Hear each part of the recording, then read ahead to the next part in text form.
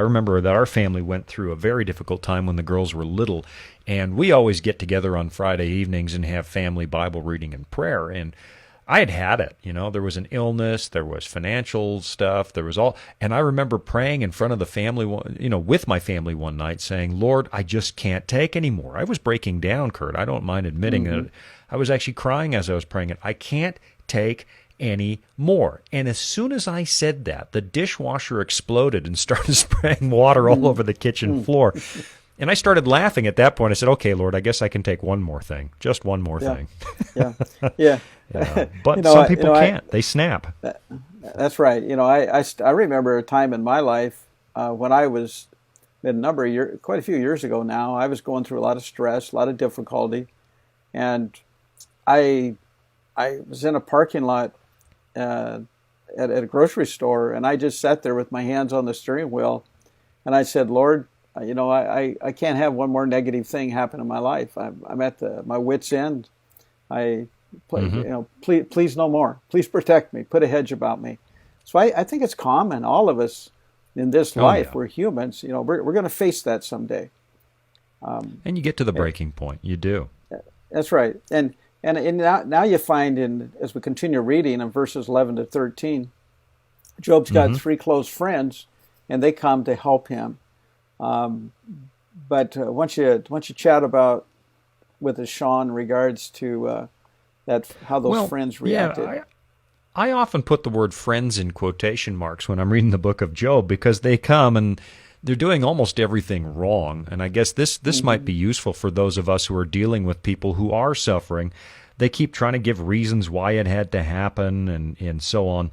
That's if you read the entire book of Job. But here in verse 12 of chapter 2, they raised their eyes from afar, did not recognize Job. They lifted their voices and wept. Each one tore his robes and sprinkled dust on his head toward heaven. And I look at that. His friends are almost grieving more than he is. And so I don't know how helpful this is, Kurt, to have your friends say, oh, my goodness, Sean, you look awful. You look like you're dying. Are you okay? And I don't know if that's helpful or not. That doesn't seem like that seems like that's adding to Job's stress at this point.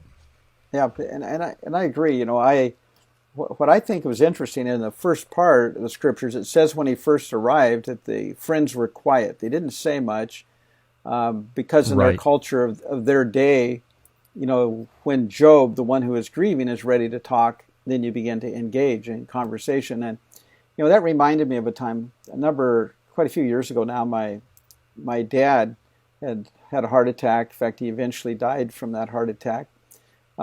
But I had one of my dad's brothers, my uncle. He came to sit with us in the hospital. And at that point in time, he would come and he would hardly say anything. He just sat there. And as I reflected back later after that incident, I thought of all the people that came, and some would talk and they cause you to laugh and so on.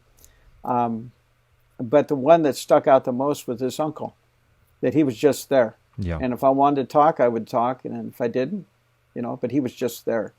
And I, as I look at circumstance in life, that meant the most to me than anything was just somebody was there. They didn't have to say anything, just their presence. Right. And I guess that's an important thought, because we often wonder, what am I going to say? Yesterday I had a friend lose his wife. It happened just yesterday.